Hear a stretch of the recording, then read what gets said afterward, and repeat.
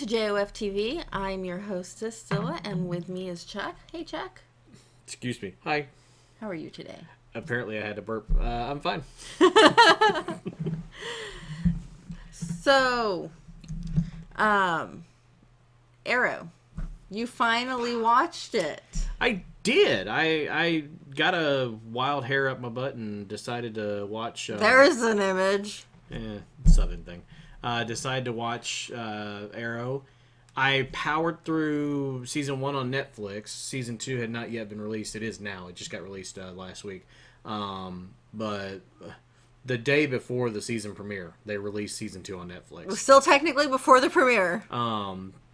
So anyway, so I obtained season 2 through other means and watched it, and it was it's not a bad show.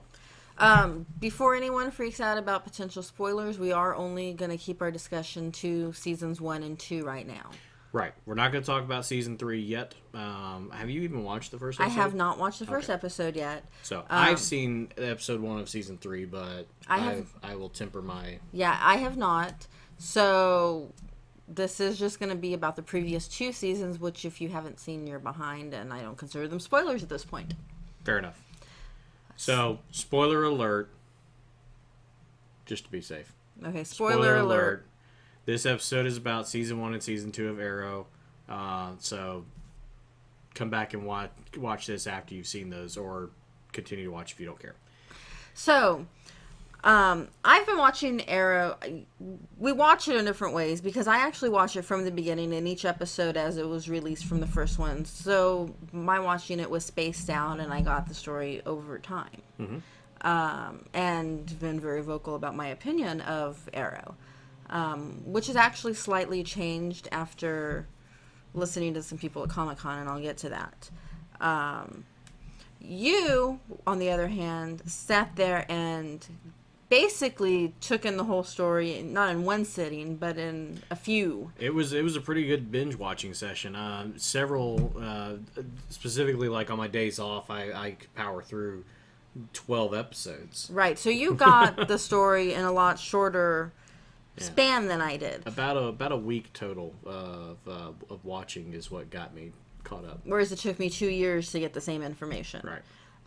So we kind of got the information a little bit differently. So now that you've watched Arrow, what is your take on it? You know, as a whole, the show is not bad. It actually has its really good moments. It is a little dark, but then again, they're trying to kind of capture that essence of almost of Batman, which is kind of makes sense since Ollie was supposed to be a Batman clone. The character was originally designed to be an answer to Batman, just with arrows. He had an arrow cave, an arrow car, aeroplane. Yeah. He had a young sidekick, Speedy, who of course would later become Arsenal, Red Arrow. Who he had as a ward. Yeah, he took him as a ward. He actually adopted him. Oliver is a carbon copy of Bruce. To an extent. Up to a point. Now, right. Once DC Comics bought, I think it was Charleston Comics that owned Arrow. I'm not sure. That sounds correct. Once DC Comics acquired Oliver and... they realized, hey, we have 2 identical characters. Let's change Ollie up. So they definitely, and they went hardcore. I mean, they changed him a lot. He loses all of his fortune, all that stuff. He becomes a true man of the people, and Ollie's a little more happy-go-lucky than Bruce. But anyway, I'm way off topic. The point is, it's not surprising that they went a little dark with this character, and he's a nighttime fighter for the most part, so it's gonna be dark anyway. Right. My only real major problem with the whole show is the main actor. And that's something we can discuss, but I don't like Stephen Amell's acting. No, Stephen Amell is awful. I'm sorry to all the Amell fans out there, because I know you exist, and probably because you think he's cute, which I don't see either. No. But Amell can't act. Oh, God. And here's the thing. Okay, so Oliver, after he returns from the island, he's gone through some shit. So I understand that he's brooding and he's putting on a false face for his family and friends, and he's not fooling anybody. Okay, fine. I can accept that that's intentional. What I cannot accept is that Oliver disappearance, the happy-go-lucky party guy, even when he's supposed to be that Oliver, he's not delivering that at all. He's still delivering it very wooden, very stiff. It doesn't work. When he is in full character as the Arrow, that's his most believable, because the Arrow is supposed to be kind of dark and brooding and stiff. With his cohorts, he's pushing them away because he has a greater purpose, and I get that. And that's the only time it's ever believable, and that's sad. It shouldn't be like that. No. He needs to be able to deliver and the false face, the dark and brooding, and when they do those flashback scenes, he needs to be able to deliver that happy-go-lucky Oliver that is missing, that is still missing. Right. And he doesn't at all. all. And honestly, and this is both fortunate and unfortunate at the same time, for the show, they have some other actors on there that are very good. Katie Cassidy is quite a great actress. Emily Richard Bett, who plays Felicity, is an amazing actress. Yeah, love the delivery of most of the female cast. Let's just say that. Most of the females in that show have delivered really well. We'll talk about those exceptions in a moment. The guy who's playing John Diggle, the young man who's playing Roy, Colton Hayes. Colton Hayes, thank you. He's doing a pretty decent job. I was very skeptical about Colton playing Roy at the get-go, but he's totally won me over. I think Roy is one of the most interesting characters on the show, and the sidekick should not be more interesting than the lead. Agreed. They've developed him really well, though, and I think that's really working. The people that are on that Oliver meets during his 5 years on the island, they have been some fairly interesting characters. You have John Barrowman, who previous seasons has been a recurring character, but apparently this season is going to be a regular. Right, but he's had interactions with Amel's character, and there's no comparison in their acting. John Barrowman is a very seasoned actor, and Amel can't hold a scene with him, because just when you have someone that good with someone who can act, it makes it even more noticeable. Right. I like how they have most of the casting. I think it works really well. We've talked, you and I have talked about a couple of the ones that we didn't like, specifically Stephen Amell. And forgive me, I cannot think of her name. I'm not handling names today at all. Sarah Lance, Dinah's sister. I don't know the actress's name, but fair enough. You and I disagree about her to an extent. We both feel that she's not a great actress. You don't like her at all. You think she's just as bad as Steven. I do. I think she's probably the only one on the show equally as bad as Amel. See, and in my opinion, she's not. I think she's been given certain direction and told you need to be when we're talking, post Oliver's return, when she shows back up, she is told to be, you're dark, you're brooding, you've been missing for 5 years as well. Well, 6 years at this point, 6 years as well, and so you got to be that stiff character. And you're not comfortable around other people. And I am willing to admit that as far as that actress goes, I've only seen her in that role. Right. So I'm willing to admit I might be wrong about her. It could be the direction she's receiving. Whereas with Stephen Amell, he's not making different because Ollie's a complex character, and there's certain aspects of his character that he's just not making believable. But I've also seen Stephen Amell in other roles. Mm-hmm. He's pretty much plays the same character in every role. Equally poor, okay. So I have a basis for my opinion on Stephen Amell. Right, and when they show Sarah in the flashbacks, the handful of flashbacks that they showed her playing Sarah, it was actually a pretty good delivery. Now, they did switch actresses. It's not the same actress that's in the pilot. Right. But they show her a couple more times in flashbacks in the first season, in early first season. So they did switch actresses, but they did film some flashback scenes with her as Sarah, pre-accident on the yacht, and she delivers better. Her carefree character is delivered better than Oliver's carefree character. Now, that said, there were some changes done to Arrow that, and we'll get into all of the changes in a bit, but the fact that Sarah exists in the first place is a change I am not fond of. The character seems unnecessary in and of herself. It is an additional wrinkle that is a little strange. And so I'm sure we'll see what happens with going forward. Because last we saw Sarah, she was leaving and heading back to Nanda Parbat, or however they pronounce it, which in this universe is the headquarters for the League of Assassins. Basically, she's going back to Ra's al Ghul. Yeah, exactly. And she leaves her jacket with her sister, which opened the door for a lot of fan speculation. Yeah. Since in the books, Dinah, and that's another thing that they changed. So this character's name is Laurel Dinah Lance. Right? I think it's actually Dinah Laura Lance, and they just call her by her middle name. Maybe that's what it is. And either way, they call her Laurel instead of Dinah. But Dinah is the one that is Black Canary.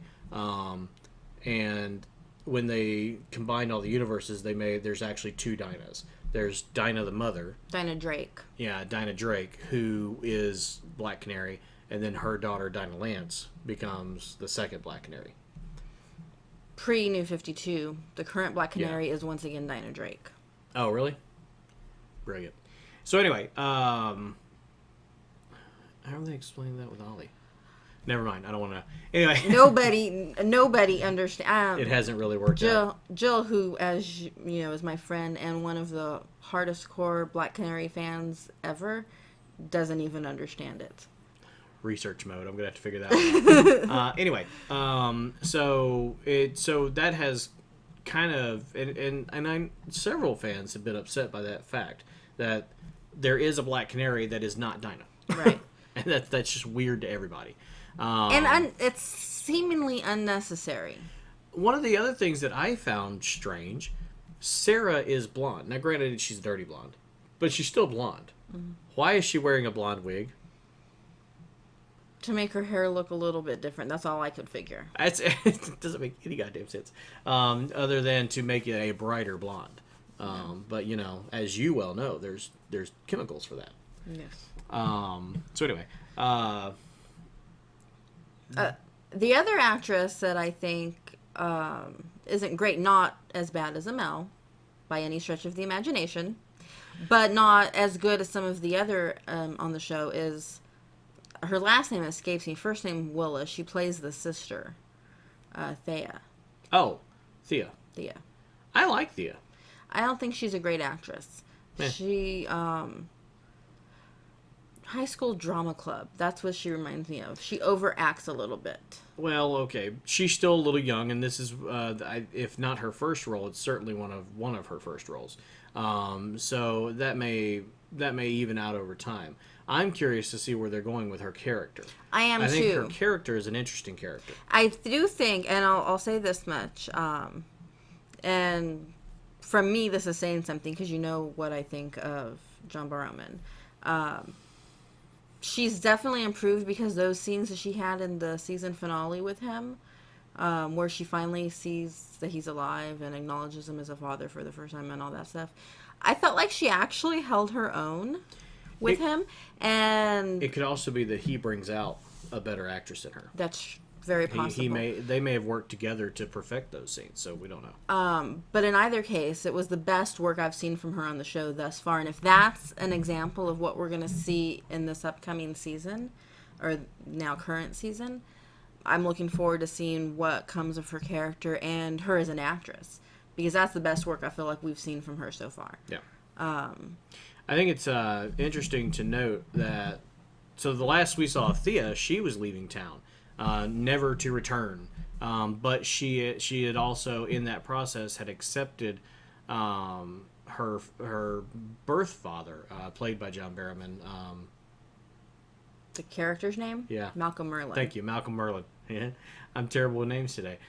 She accepted Malcolm Merlin as her birth father and accepted him into her life. She leaves town with him.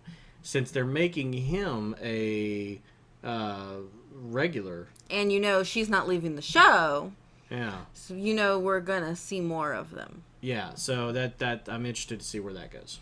I am too. Of course, we are going to see some crossovers with The Flash. That's already been a given. Well, yeah. We don't know to what extent or even what characters.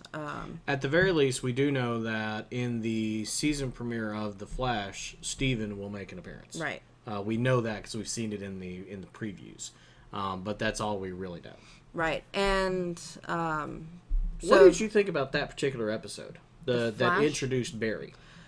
Okay, first of all, I'm not sold on the casting of Barry. Said Okay. it before, still feel that way. We'll see how I feel when I watch the series. I thought that having his little flirtation with Felicity was an interesting take on the character, unexpected, but it worked.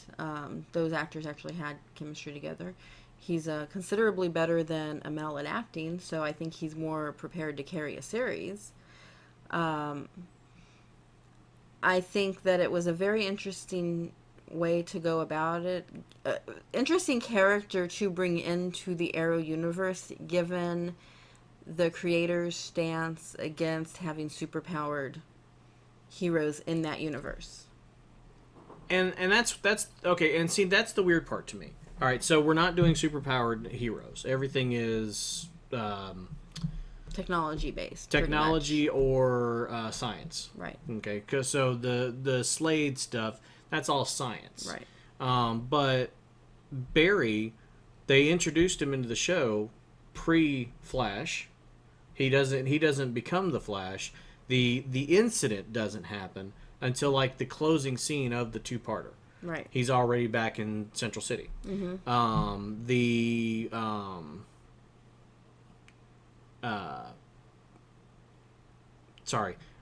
So it didn't really break their rule. It's a weird thing, but on the other side of that, they are including the Flash storylines as part of the same universe. So it's like you're going to have Starling City over here doing its own thing, and Central City over here doing its own thing. No powers. And they're only like 600 miles away from each other. Mm-hmm. So I'm interested to see if Arrow's going to I'm also hoping relax that rule and allow some of the crossing. Exactly, which is my hope, because, and I've said this from the start, I don't know if I've said it on the show, but the way I felt from the start is I want to see Hal. The Hal and all these stuff in the comic books is great, but everyone was always like, well, they can't really include Hal because of the whole no powers thing. Well, now that they have the Flash, Green Lantern's not that much of a stretch. It's really not, yeah. So why can't we have an Arrow Green Lantern crossover? They could theoretically bring in Hal now. The only thing I'll say on that is it depends on how the licensing is set up, because they did fairly recently make a Green Lantern movie. That means that IP, that intellectual property, is currently tied up with licensing with someone else. So that's going to take work to loosen up. So just have to wait and see. Mm-hmm. But that's something I would like to see happen. And it's all under Warner Brothers, so it's totally doable. And except I don't think Green Lantern wasn't it released as Fox? No, I'm pretty sure it was Warner Brothers. I'd have to look, but anyway. But in either case, I think that's something I've wanted to see from the get-go, and now it's actually possible given the rule change. Yeah, absolutely. I will say this, and I know we're running out of time, but I think I have time to be brief. I had the privilege of getting to see Katie Cassidy at Austin Comic-Con. Went to her panel, had a photo taken with her, got an autograph. I'm a longtime fan of hers, like from way before Arrow. When she released her one single back in 2002, I became a fan. I actually have video of me asking her that question about her music career that I'm going to post on JOF TV here soon. But in either case, listening to her talk about Arrow and her passion for it and kind of made me reflect on it in a different way. And I really feel like my harsh opinion of it isn't the show itself. It comes down to two factors. One, Amel. I think I judge the whole show based on the lead, which isn't necessarily fair. And two, the changes I just sort of latched onto from the get-go. From the time you hear Starling City, it's like, okay, really? And it's one of those little changes that it's like, why?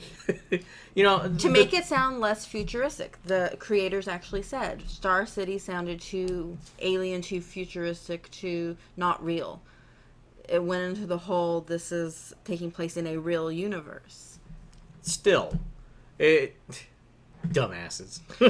So you had Starling City, and then they threw in Sarah. Oh, no, then they threw in the fact his mom was alive, and he had a sister, and... Right, changes to who survived what.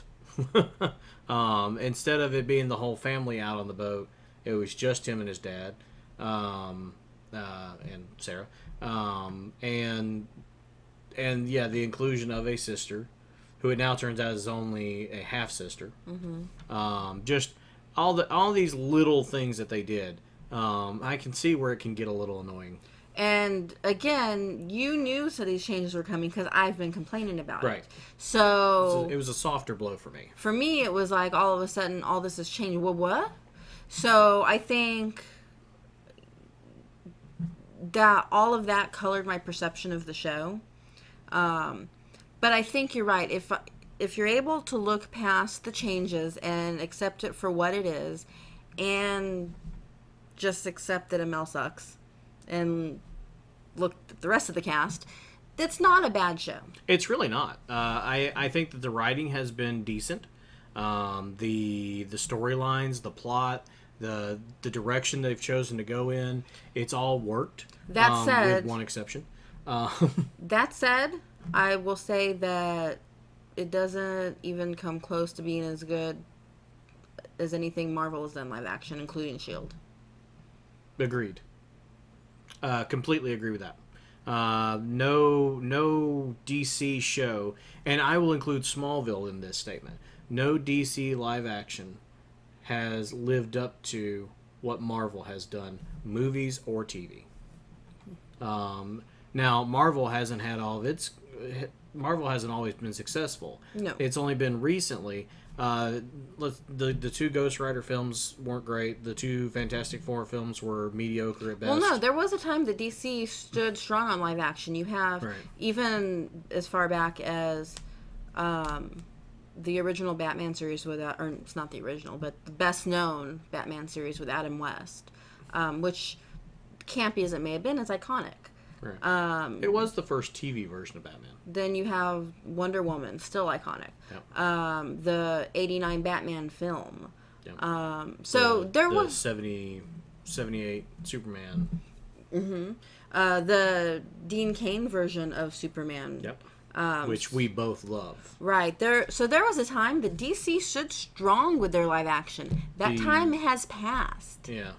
And even Batman Begins and The Dark Knight were pretty decent. Dark Knight Rises wasn't as good.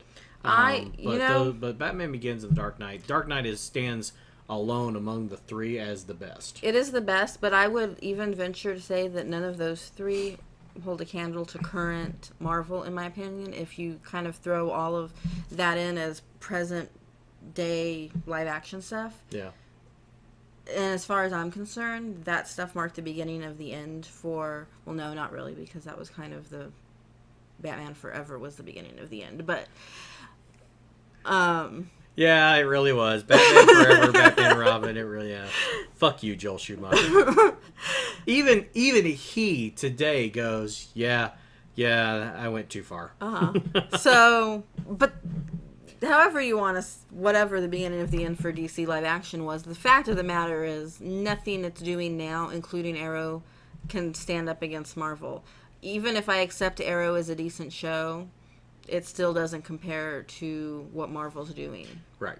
So, it is decent, but it's not where it could be. No. I'm hopeful with the new season coming up, with some of the things that they're going to be introducing in both shows, Flash and Arrow, that we are going to see some positive change, and hopefully, these two series can be long running. We'll have to wait and see. Yeah, I won't give any spoilers, but I will say from the teases that Katie gave in the panel she did, I'm actually kind of hopeful. Yeah. She didn't give any spoilers, but she sure did like to tease some stuff. Let's face it, it's in no reality are they going to keep Dinah from being Black Canary.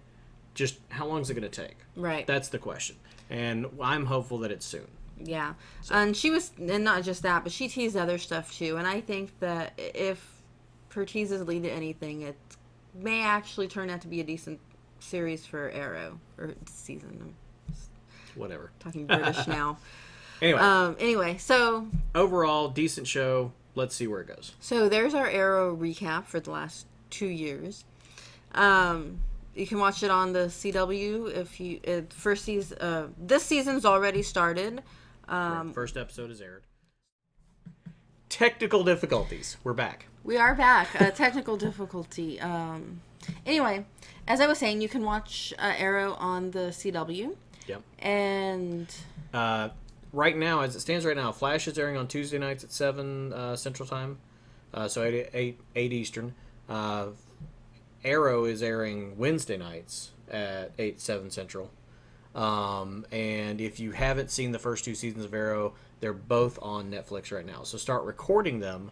This is what I'm doing with Walking Dead. Start recording them and then catch up through Netflix. And then once you're caught up, start watching the recordings. Mm-hmm. That's what I'm doing with Walking Dead. I've decided that I'm going to finally get caught up on, because I saw season 1 years ago. So I'm finally going to get caught up on Walking Dead, and so I'm recording starting last night. The first episode aired. So anyway, stay tuned because we've got other shows that we're going to talk about. We're going to talk about Once Upon a Time because I'm caught up on that finally. Yes. Apparently I decided this was the year to get caught up on old TV. Which I'm thrilled to finally have a real discussion about Once Upon a Time. Right.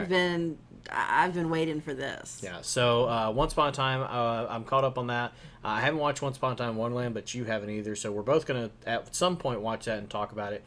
We're obviously going to talk about Arrow and Flash more as we get into the season and see what they're revealing. Because while I've seen the first 2 episodes or the first episode of each, she hasn't. We're also going to talk about the basic the fall lineup, the new shows that we're both keeping an eye on and seeing if we like that or not. So stay tuned. We've got a lot more to talk about in upcoming episodes. You won't want to miss it, so keep an eye on JOF TV. Thank you for watching. Bye.